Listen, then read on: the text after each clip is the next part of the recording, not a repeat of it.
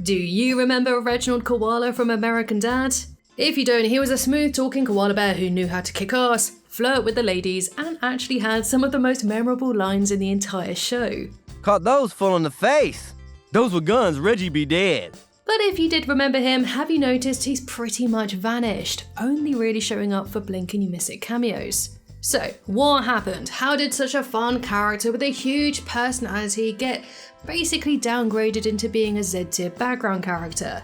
Well, I managed to do some digging and found out exactly how and why Reggie disappeared. So let's start at the very beginning with his debut, where Reggie first appeared in the season 4 episode Family Affair, showing up right at the very end of it. Don't worry, Klaus, your ticket didn't go to waste. We gave it to that koala bear from the CIA with the brain of a homeless man. It's here we then got a musical montage of how he got his brain switched with a koala bear, and fun fact, koala bears aren't actually bears, they're actually marsupials, and that's your fun fact for the day, and don't say you never learn anything from me.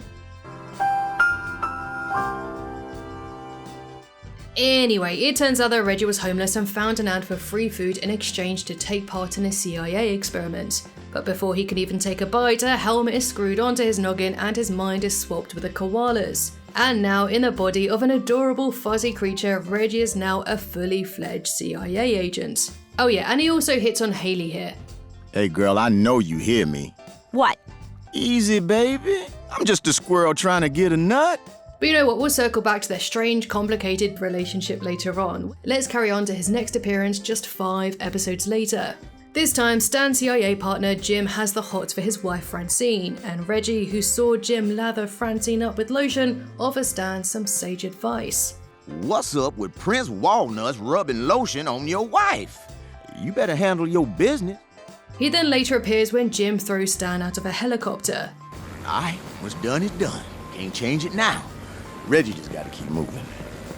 And although he's only briefly seen in these 2 episodes by this point, he's already a standout character. He just oozes charisma and just has some really great one-liners. And I think a lot of this is due to his voice actor Donald Fullilove.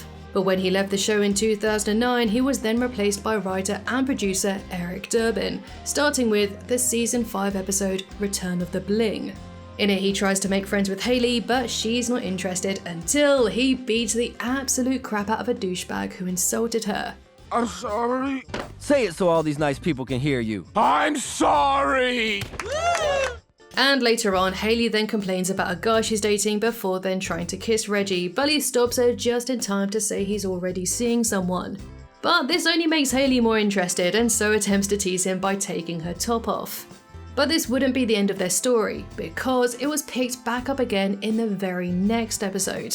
Here they go on a double date but spend the entire time flirting with each other rather than their own dates.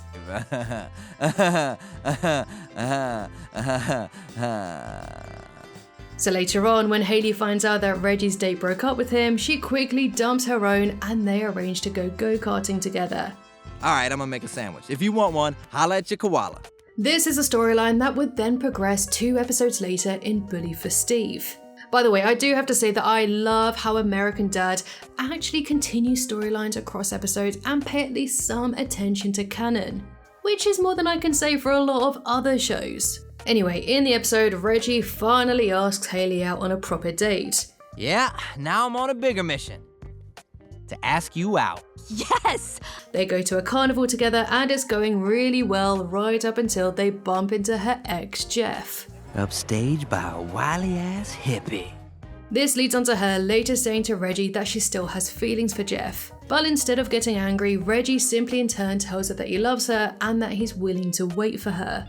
We'd see this continue in the first episode of the following season 100 AD. Here, Reggie becomes Avery's chauffeur, and while driving, he finds Jeff is still pining for Haley on her front lawn, so Reggie hops out and offers Jeff some advice to give Haley some space. I guess I could give Haley her space. My man! Now go take a shower, you smell like cheap weed and applesauce. But of course, Jeff does the complete opposite, and it looks like he and Haley are about to get married. The two run off together and Stan puts a bounty on both of their heads, which was 50 grand to anyone who can stop the wedding. So Reggie goes after them, not for the reward, but to win Haley back, and during their drive, Avery admits that him and Haley did have a little thing together. A thing? That's a polite way of saying I tapped her like a pony keg. Avery continues to be gross and disrespectful, so Reggie challenges him to a fight. So the two beat the absolute crap out of each other and end up falling off a cliff. And in a moment that made me literally burst out laughing, Reggie threatens to call Avery's mum on him. I'm gonna call your mama and tell her what you said.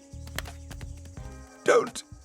But in terms of Reggie and Haley's relationship arc, that was kind of it. It stopped right there, and I was left feeling as if it didn't really end in a satisfying way. It had a good build-up, it definitely did with so many episodes, with a consistent growth, but it was really abrupt.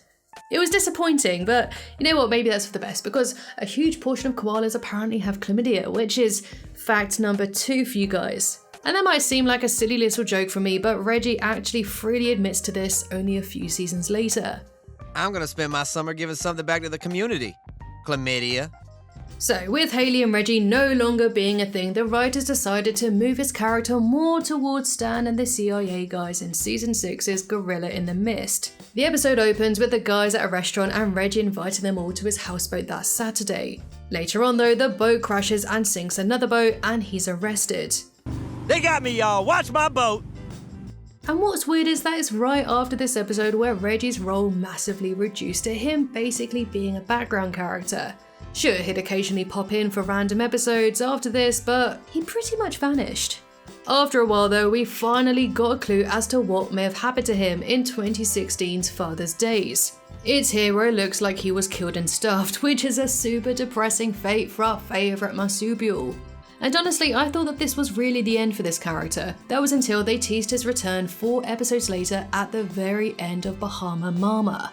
Tune in next week and see if we deal with that. And maybe Reginald will come back. So, was it true? Would he really return in the next episode? No. No, he did not. In fact, he didn't appear again until the next season where he very briefly appeared as a panelist at the mayor's election. Devon, Krampus, David Axelrod, never mind, the votes are in. They've called the election. And by this point, it really did seem as if the producers were having a lot of fun with teasing us about Reggie, almost like we were waiting for his next mention, which we wouldn't get again until 3 years later in Stan and Francine and Stan and Francine and Radhika. That's a lot of names. Anyway. In it, Francine travels to the past to tell Stan what his future will involve, briefly mentioning Reggie, only to admit that no one's really sure what actually happened to him. There's a koala named Reginald for a while. Forget what happens to him. It was all a mystery right up until a season later where she literally pulled him out of her handbag. What up, Franny? This was the first time this character has spoken in 9 years. Only now he was voiced by actor Arif Zahir, replacing Reggie's previous voice actor Eric Durbin, who left the show in 2015. And although some believed that Eric's departure caused Reggie to be written out, that's not the case. The official reason for why Reggie was removed was explained back in 2012. So, you see, at Comic-Con of that year, the AV Club interviewed co-showrunners Mike Barker and Matt Weitzman, along with writer Jordan Blum. And during the interview, the AV Club asked the question, what's something that hasn't been as successful as you hoped? To which Mike Barker replied, the koala bear Reggie.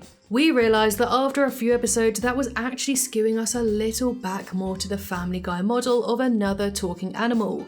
For some reason, when the idea was pitched by a writer in the room, it was so funny we didn't really give that possibility enough credence.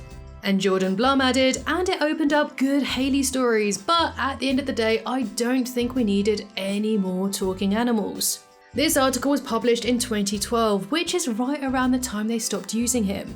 And look, I do get what they mean. American Dad was always unfairly compared to Family Guy, especially earlier on.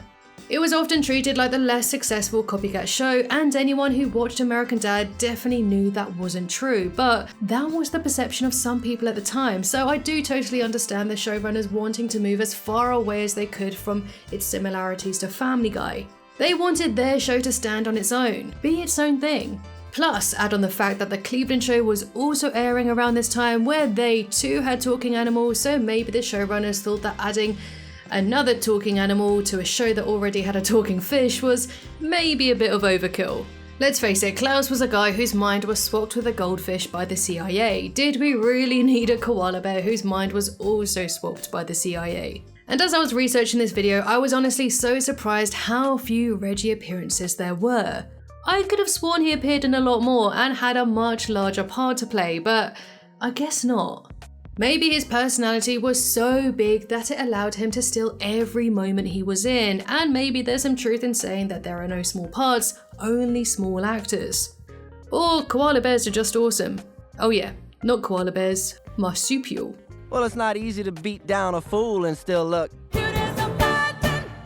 There's also another reason why I don't think they use him apart from the whole Family Guy comparisons, and it's because they don't really know what to do with him. Reggie was so tied up with Haley in his appearances that I think they ultimately just like Jeff and Haley's relationship a bit more, so after Reggie's chance was then sidelined, he was then a bit redundant. Him and Haley were all we and the writers really knew. They briefly tried to include him with the rest of the CIA guys, but didn't really produce that many funny or interesting moments. Which is a real shame because it would have been fun seeing Stan and Reggie team up for a secret mission.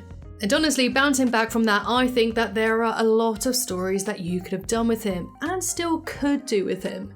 We could have explored him in his human life before his mind got switched with the koalas, and maybe he was married and maybe he had children. And what were the circumstances that led him into being homeless? There's a lot of unanswered questions. And look, while I definitely don't think that Reggie's disappearance hurt the show at all, I do still miss him. And judging from all of these Reddit posts, I think a lot of you do too. I think even the showrunners do miss him even a little tiny bit, because in the later season, we've gotten quite a lot of Reggie teasers. For example, in the episode How I Met Your Mother, we got this line. What's the deal with Reginald?